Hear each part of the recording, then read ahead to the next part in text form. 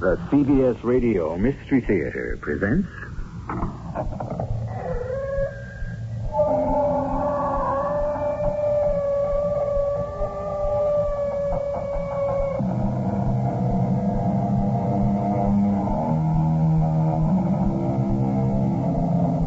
Come in. Welcome. I'm E.G. Marshall. Work, said the great physician. Work is the open sesame to every portal. The great equalizer in the world.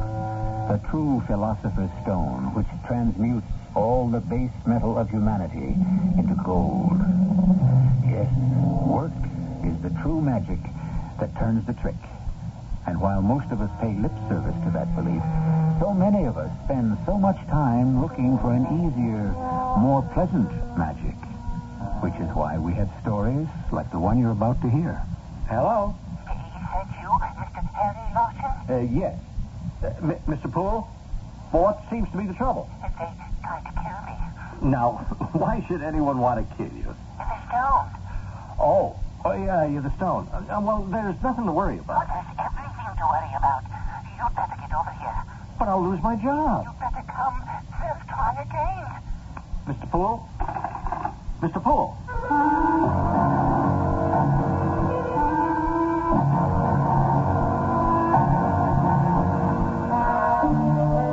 Our mystery drama, The Philosopher's Stone, was written especially for the Mystery Theater by Sam Dan and stars Russell Horton.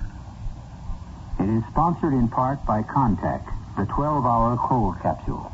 I'll be back shortly with Act One.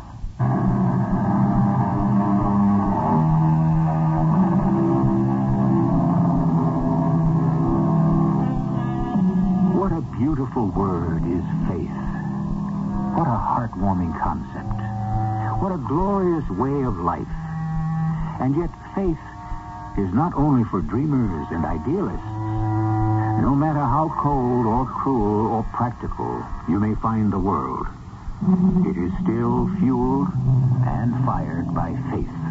We must have faith that all of us will keep our agreements and perform our duties. Faith that the person who is driving knows enough to keep in his or her own lane. Faith.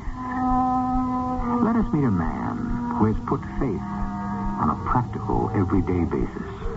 He is Harry Lawson, assistant manager of the Valley Federal Bank. Are you waiting to see me? Are you the person who lends money? Well, it depends on how much you need. Well, I don't need much. Well, then I'm the one you want to see, so won't you sit down, please? Thank you. My name is Poole, Lester Poole. It's an old English name. Yes. Now, how much money do you need? Well, how much money does any man really need? But I suppose you require a specific rather than a philosophic answer. Yes, it would help. $100. $100? Is that too much? Well, actually, it may be too little. But I really don't need more at this time. See, well, do you have a job or a source of income? Well, if I had either, I shouldn't be here for a loan. Are you saying that you're unemployed? Oh, no. Oh, well, where do you work? At home, on my own pursuits. Well, can you put up any collateral? Of what nature? Well, something that is worth $100. Are you saying I have to have $100 before I can borrow $100? I am sorry, but I didn't write the rules. You know, without collateral of some kind... Oh, but I do have collateral, sir. Oh, well, in what form? What is it worth? Well, I suppose you could say it's worth all the wealth in the world. Oh, what is it? I have it here in my pocket. I carry it with me at all times. See? But what is it? Well, what does it appear to be? Well, it looks like a marble. But actually, it's made of agate. Yeah, well, that's what I said. It looks like a marble. You know, the kind of thing kids play marbles with? I mean, is this your collateral? This is worth $100? But first, I'll tell you what it is. Then you can tell me what it's worth. Sir, this happens to be the Philosopher's Stone.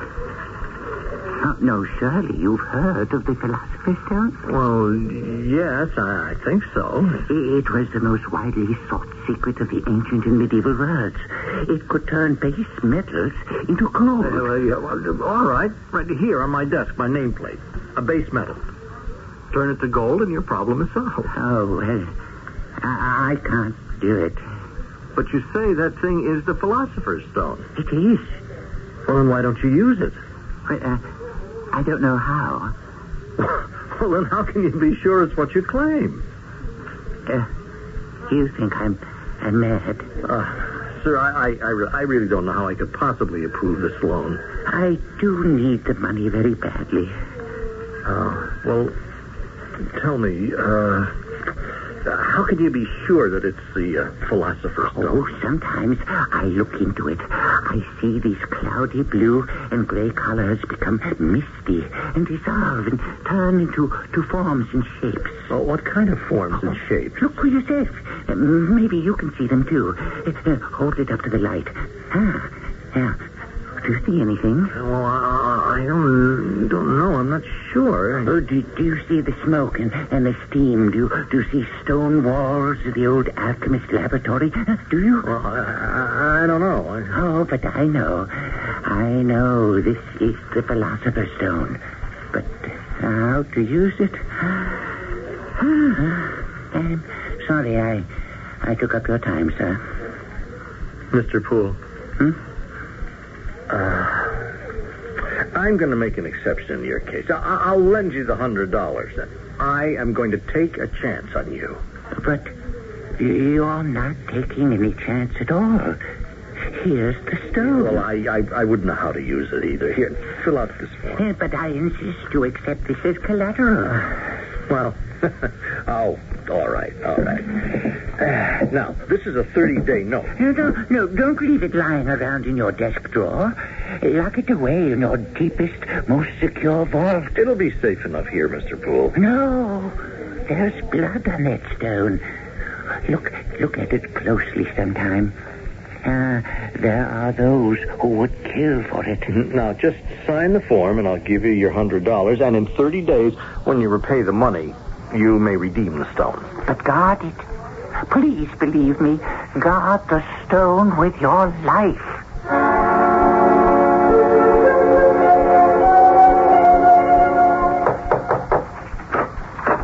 Oh, yes, Mrs. Jeffries. Please, come in. First, here's your blue tie. Oh, I thank you. Thank you. Now, I borrowed it, and you're thanking me for bringing it back. It figures. But I told you, Mrs. Jeffries, if you see something around here that you need and I'm not using it, well, just feel free. Well, the mister needed a blue tie to go with his blue suit. He had to see about a job this morning. Oh, gee, I hope he got it. Yeah, he got it this morning, and he lost it this afternoon. That's par for the course. Oh, I'm sorry. Oh, let's see what else. Oh, yeah. Jason had to have a pen for school, so we come up here and took one of yours. But he lost it someplace, so it's gone. Oh, well, that's all right. So... No, it ain't all right, but let's leave it go. Getting down to business, it's already the 10th of the month. Yes, I know. So where's the rent? Well, can you wait till Friday, payday? Oh, up to your old tricks, huh? What do you mean? Oh, you know what I mean. You've been lending people money again, out of your own pocket. And that's why you're short, huh? Well, what am I going to do when I know a person really needs the money and can't qualify for a loan? Huh? I thought you was going to cut that out.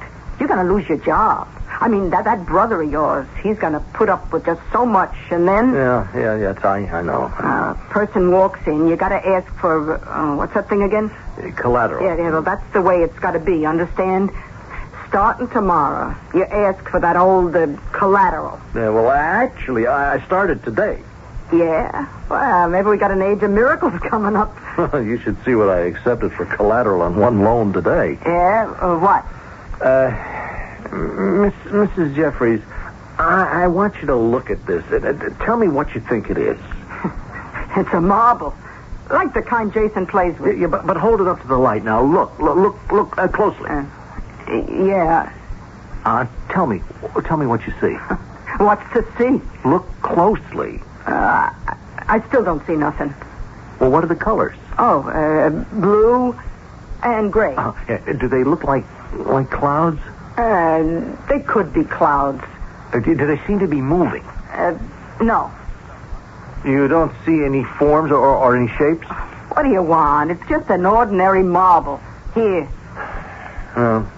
Thank you, Mrs. Jeffries. For what? See if you can swing the rent by the end of the week, huh? Oh, yeah, I'll definitely try. Yeah. Good night. Oh, how you doing with that Miss Roselawn? Oh, well, I know. You didn't do nothing. No.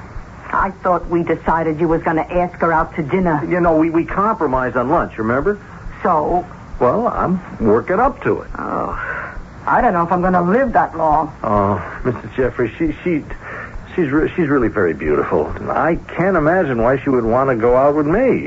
Yeah. Why do I even bother?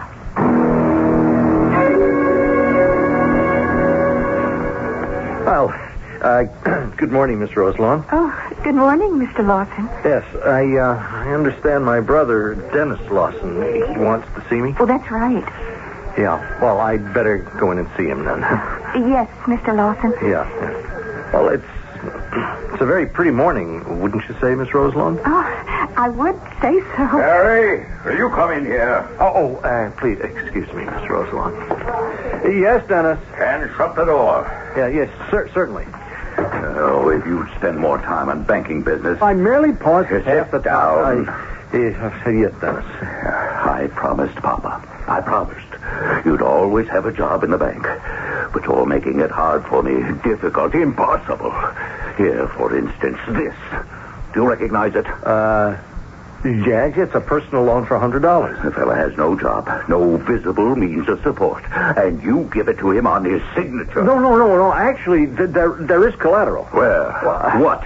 On the bottom line, 13. You read what it says. Collateral, one Philosopher stone. What is this? Well, you've heard of the Philosopher's Stone. You know, the device by which the medieval alchemists could turn base metals into gold. Harry, I've got a very busy morning here. Yeah, but here, look. This is it. This is what? The Philosopher's Stone. Oh, I don't know how to handle this anymore. I swore to Papa on his deathbed. And before she died, Mama made me swear, too. You'd always have the job. The desk out in the main lobby where everyone could see it.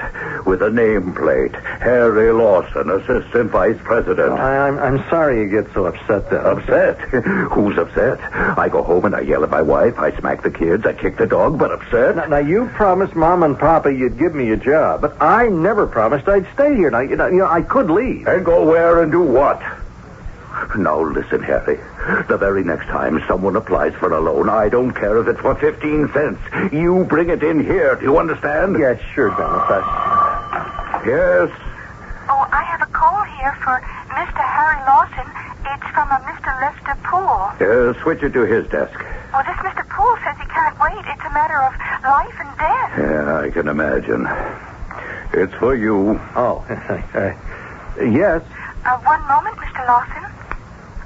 Hello? Is that you, Mr. Harry Lawson? Yes. Speak another few words, so that I may be sure. Well, what seems to be the trouble, Mr. Poole? Yes, I suppose it's you. Listen, they tried to kill me. Who tried to kill you? I don't know. They. Well, why should anyone want to kill you, Mr. Poole? Oh, they tracked me down. They're after me. But why should anyone be after you? Oh, the stone, you fool, the stone. Oh, yes. Is it safe? Oh, yeah. If the janitor hadn't heard and called the police, I would have been murdered. Oh, well, I'm sorry to hear that. Oh, you must come over here. You must come over here at once. But I have to be at my desk, Mr. Poole. Oh, you don't believe me? Please, you've got to come over here. Mr. Poole? Mr. Poole? Dennis? Look, Dennis, something has come up. I'm wondering, do you suppose I could take the morning off? You want the morning off? Yeah, well, it does have to do with bank business? Yeah, oh, of course. Go right ahead. Take the morning. Take the afternoon. Take as much time as you need. And don't worry. We'll manage to struggle along here somehow without you.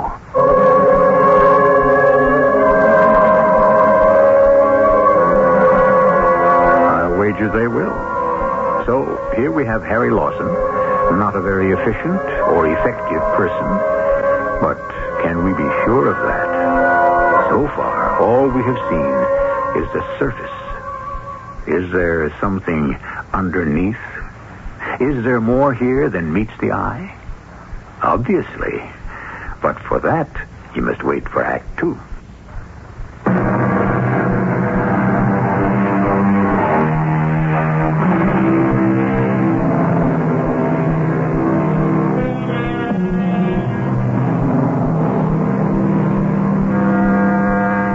Everyone agrees the unexpected always happens. This being so, why do we marvel at it? Why are we always taken by surprise? We read a book, see a film, witness a play, and in many of them we encounter surprises that we reject as completely far-fetched. But why? Think of some of the events that take place almost every day in the so-called real life. What writer of fiction would dare to use them? Who is it? It's me, Harry Lawson. Oh, just a minute.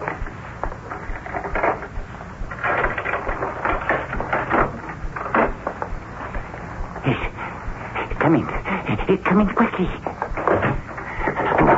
Were you followed? Why should anyone follow me? Where were you? Well, I don't think so. Are you sure? What happened here? Look at this place. All the furniture is knocked around. I told you. They came after me. Who? They wore trench coats and, it must have been stocking masks around their heads. Oh, how many were there? 2, but big husky fellows. What did they do? Oh, what they did the last time. Oh, it's happened before. Oh, they keep tracking me down. They want the stone. You do have the stone. It's right here. Oh, no. No, you didn't bring it with you. Oh, well, you'll just have to go right back to the bank as soon as possible. That's why I gave it to you as collateral, so that it would be safe. Oh, how fortunate. These fellows thoroughly ransacked the place, as you can see.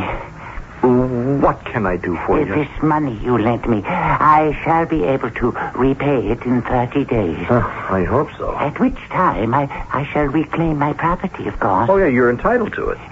But you've been quite kind. You trusted me. You had faith in me. I'm really not very smart. Oh, but you are. You are. Oh, thank you, but you don't have to flatter me. Well, you may be very smart without being aware of it. Tell me something. The president of the bank, Mr. Dennis Lawson, he's your brother? Yes. I thought so. He looked too young to be your father. It explains a great deal. Well, just what does it explain? Well, while I was waiting in the lobby to see you, I had a chance to observe the situation in the bank. I saw Mr. Dennis Lawson come out of the office marked President. I saw him glance in your direction. I saw him shake his head sadly. It told me everything. Dennis and I, despite certain... Well, we're quite fond of each other. Really. Here we have 2 brothers. One is tall, outgoing, with a commanding personality, dominating presence. And the other, if you'll forgive my saying so, is light, shy, retiring, timid. Well, I suppose it's how we were born. And also how you were raised. You were completely overwhelmed by Dennis, weren't you? Well, I was sickly, and Dennis always looked out for me and took care of me. And did your thinking for you? No, that isn't true. If you say so. Look, I came here in the middle of a busy day to see what it was you wanted. I wanted to tell you I was grateful.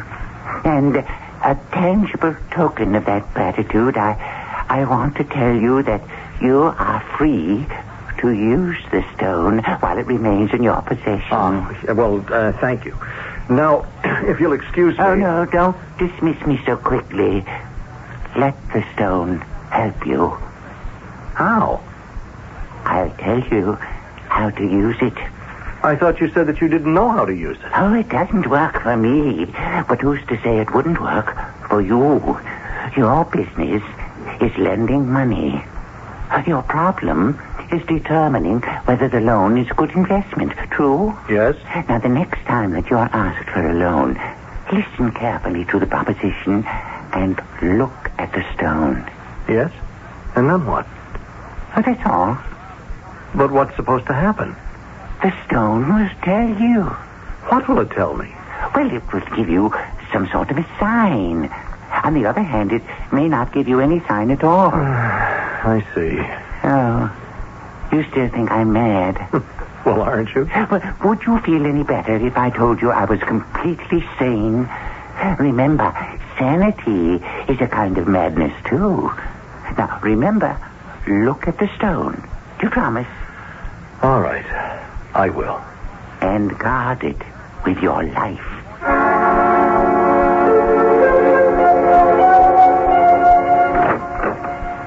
What do you want? Are you the janitor? No, I'm the King of England. What do you want? Well, I'd like to ask you about Mr. Lester Poole. Oh, yeah, the limey. Well, yes, I believe he is an Englishman. He's also a loon. I understand that two men broke into his apartment. Who says so? And I understand that you had to call the police. You, a friend of his? Yeah, well, I suppose so. Listen, he's one of them guys that thinks somebody's after him. You see what I mean? Huh? So it's real to him. He sees him in the apartment. He fights with him. Hey, I mean, it gets rough. He even breaks up the furniture. But it's all upstairs, up there in his mind. Are you sure? Look, I go through this once, twice a month with the cops. You see, we get up there. The trench coat guys are always gone. He doesn't work. Him? Nah, he pokes around with his books all day. Well, how does he live? He's a remittance man. You know what that is? I think so. Yeah, that's what he told me. He's like the black sheep of this big-time family in England. They send him money to stay away. Every month he gets a letter with money. Hey, I know. I hold it up to the light. I can see the check inside. And all these attacks, these men in the trench coats who are after him, it's all part of his imagination? What can I tell you? He's a nut. Nice, but a first-class fruit.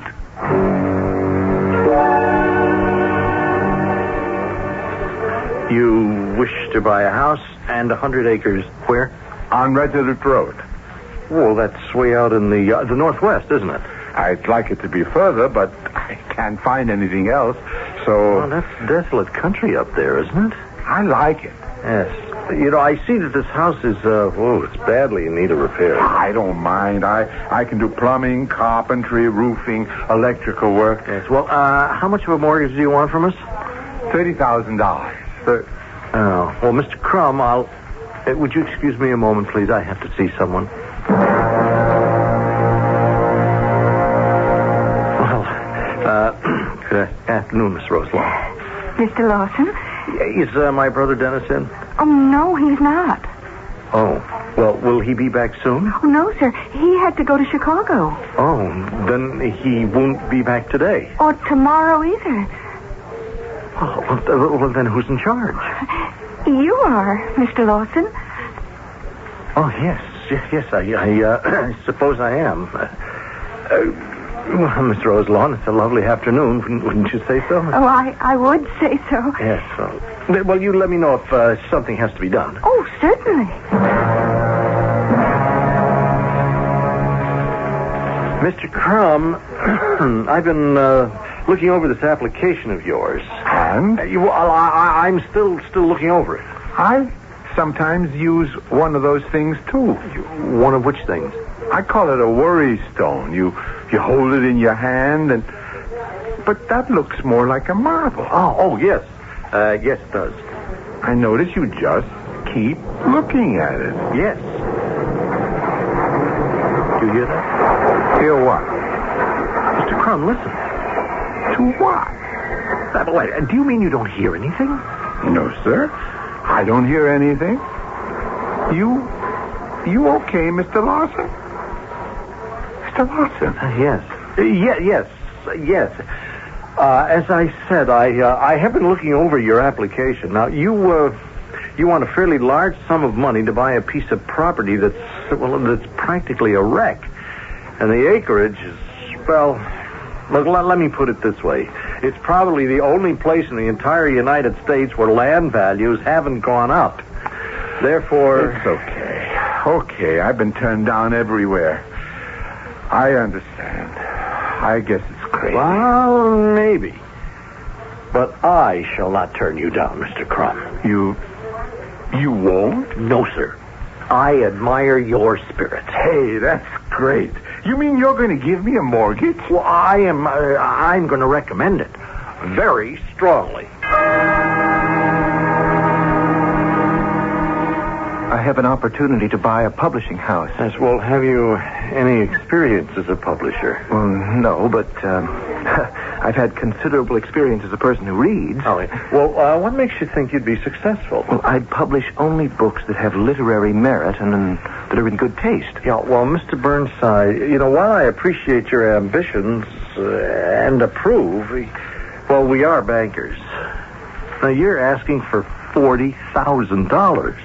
Well, it's not really very much, considering what I can buy for it. Yes, but how can you secure the loan? Well, I have stock, 1,000 shares of Western American. Oh. Well, what was it selling for this morning? It's been trading at about $20 a share, I believe. $20? For 1,000 shares, that's $20,000. And you want to borrow 40?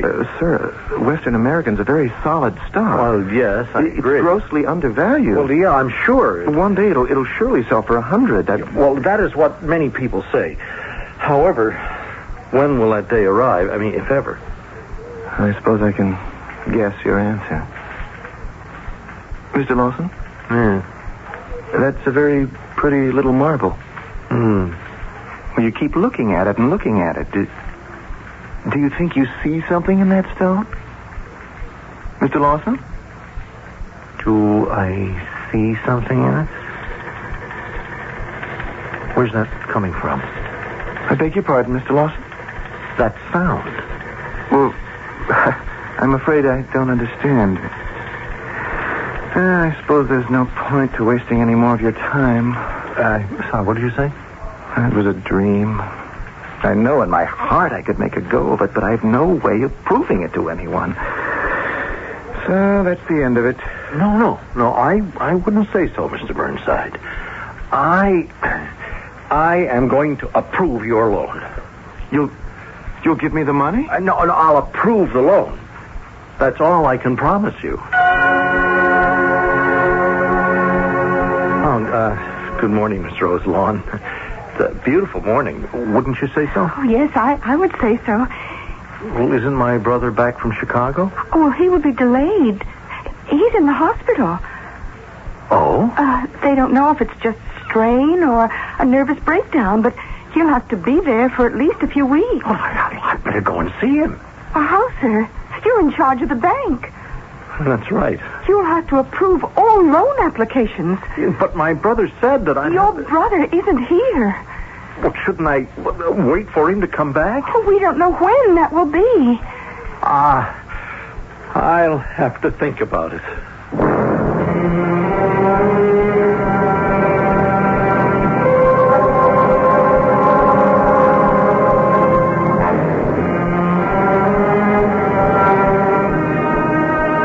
It's really something to think about. You've heard some of the loan applications. Without being too technical, if you were a banker, would you approve? Because basically, that's what banking is all about. The banker's ability to judge the character of his borrower. And in a larger sense, isn't judgment of character what all life is about? If you don't know the answer, you may find it in Act 3.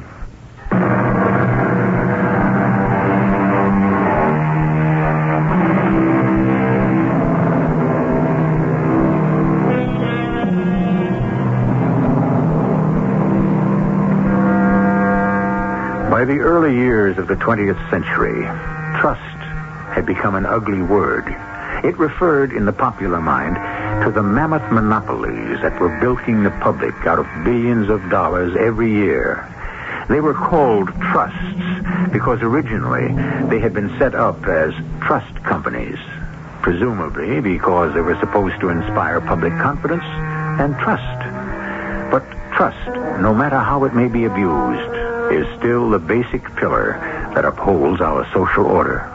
Without it, civilized life would be impossible. Mr. Lawson. Oh, yes, Mrs. Jeffries. Oh, are you okay? Yeah, I'm all right. Well, I come up to find out because I didn't hear you leaving for work this morning. Oh. Something wrong? Well, I've been putting it off.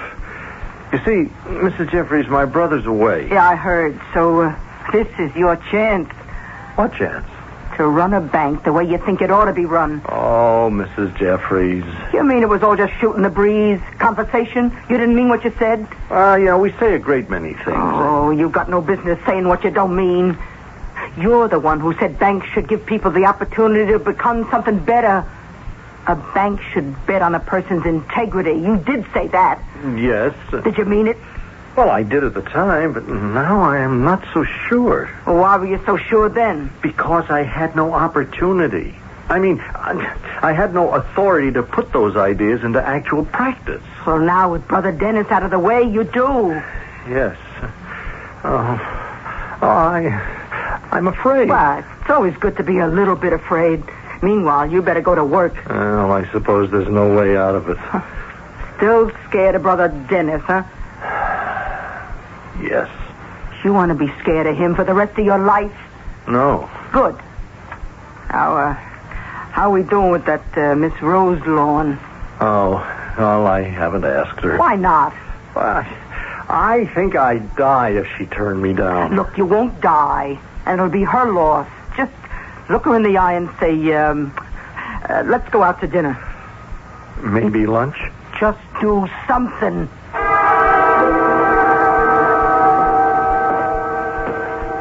Good morning, Miss Roselawn. Oh, good morning. Any word when my brother will be coming back? Oh, no, sir. You still have to decide one way or the other on those several loan applications. I know. I've decided that I will approve. Yes? And now, Miss Roselawn, why don't we... Yes, Mr. Lawson? Why don't we have those applications on my desk for my signature as soon as possible? Yes, Mr. Lawson. Come in, Harry. Dennis, you're back. Close the door. How do you feel, Dennis? Sit down, Harry. Well, you look a little bit drawn. Peaked. I should have stayed in Chicago. I was having a nice, quiet little breakdown. I was even enjoying it. But I realized that you were here running things. Well, we're still in business, Dennis. But for how much longer? Look at these. No, I must be calm. My pulse must not race. My heart must not pound. Harry, dear little brother, why did you approve a mortgage that's 3 times what the house is worth on the open market? Well, the man who wanted to borrow the money deserved to have the... No, you won't answer that question. All right, on to the next. A man wants to borrow $40,000 to go into a highly speculative venture. Yes, well, I think he has the ability to succeed. But you cannot secure a $40,000 loan with $20,000 worth of stock. But it's a good stock. It can go up. And it can also go down. No, I will be quiet. Harry, what have you done to me? Oh, I'm sorry, Dennis. I thought what I did was right. But you don't know what's right. That is what you have been telling me all of my life.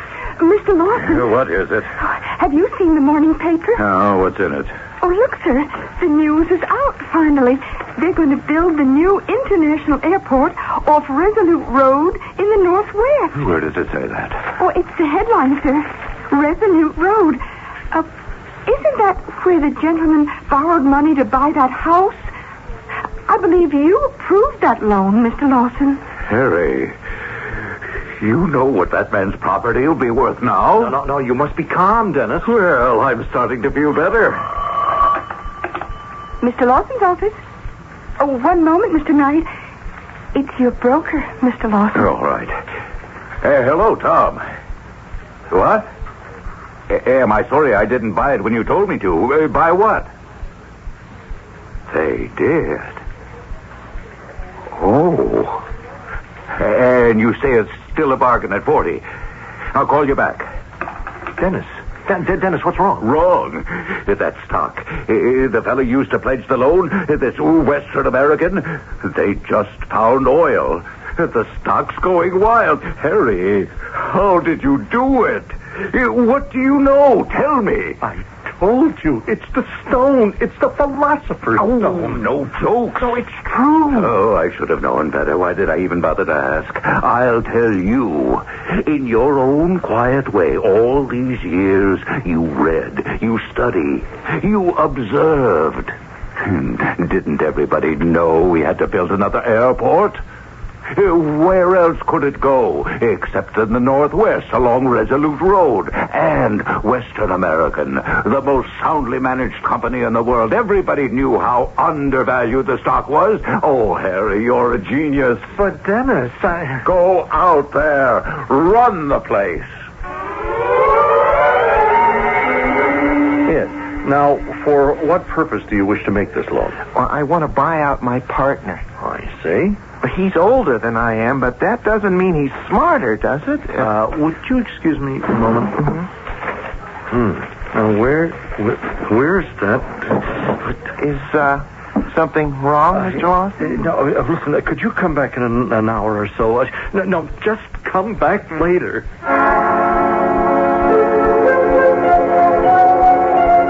Mrs. Jeffries. Mrs. Jeffries. All right, I'm coming. You don't have to keep yelling like that. Come in here. Well, what's the problem? Mrs. Jeffries, now, you know that marble I showed you, the blue and gray marble? So? So, where is it? I take it to work with me every morning. Why do you take a marble to work with you every morning? But this morning I forgot. Oh, yeah, I remember now. It was right here where I always keep it on the dresser. I need that marble. Never in all my life since you've been living here did I ever see you get excited. I have to have that marble. Now, it was put up as collateral for a loan which will be repaid on the 1st. And then the borrower will claim it. Oh, you ain't running a bank. It's a nut house. Please, have you seen that stone? Now that you mention it, I give it to Jason.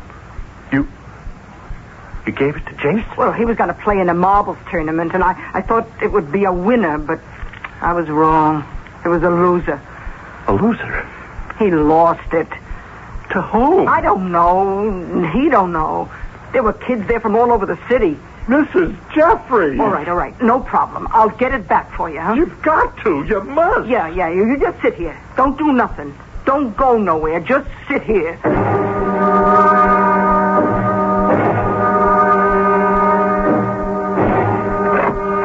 Oh, see? I'm back. Now, how long did it take? Were you able to... Sure. What do you think? Here it is. Are you sure that this is... Sure, I'm sure. Jason told me what the kid looked like, and I found him. Oh, I don't know. Well, look at it. See? Gray and blue, huh? Yeah, it does look very much like... But you could have bought one. Mr. Lawson, what'd I do a thing like that?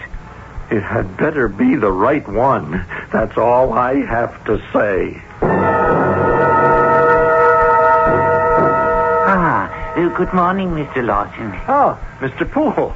Good morning. The 30 days are up. I have here your $100. Oh, thank you. And you have my collateral? Yes, indeed I do. And here it is. Ah, what a beautiful little stone. I never cease to marvel at the beautiful blend of colors.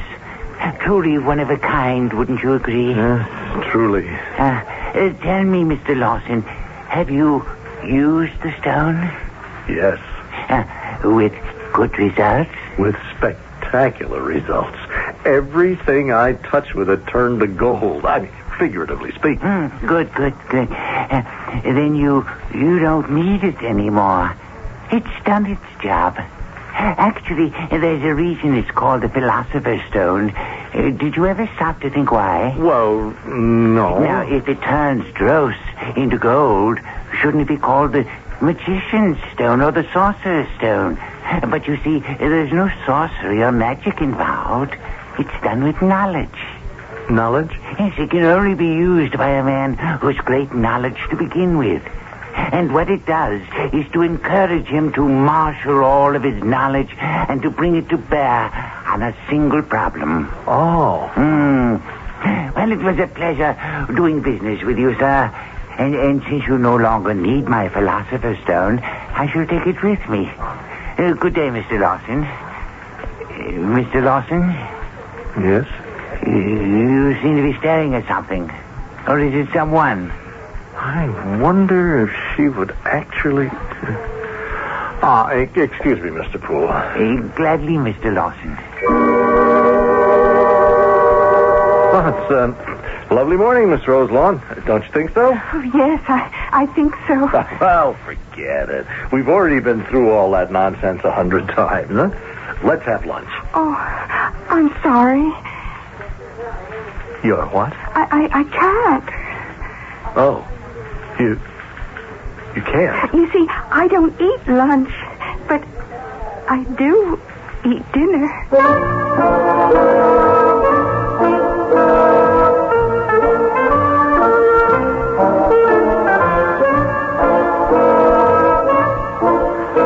Of course. And they did. And I'm sure they had many dinners from that point on.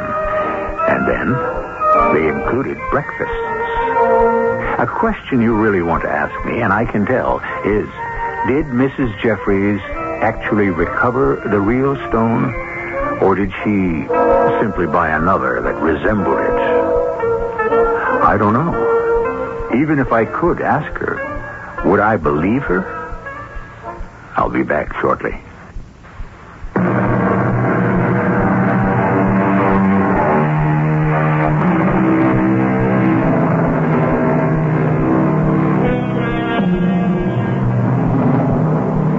Philosopher's Stone.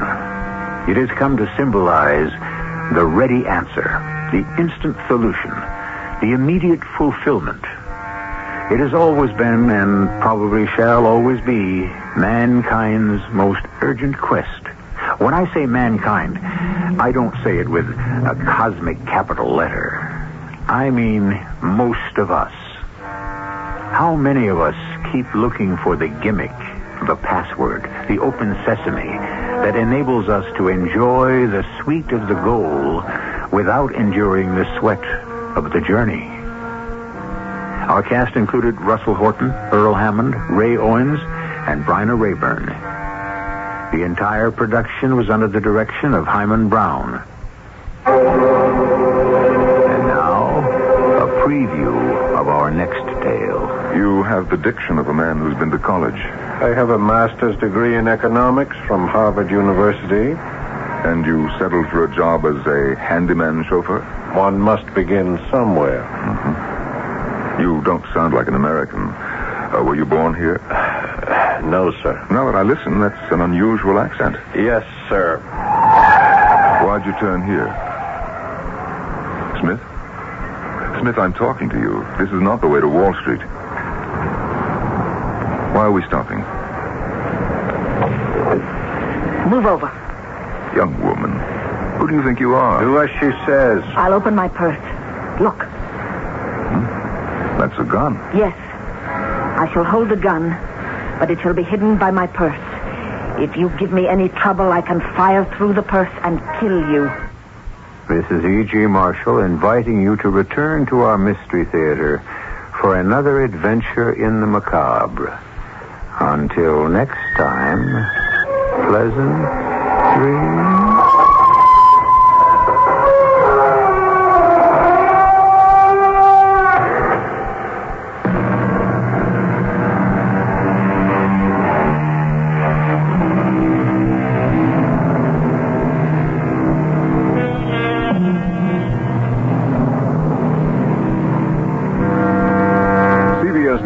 Sopranos on WBBM Chicago.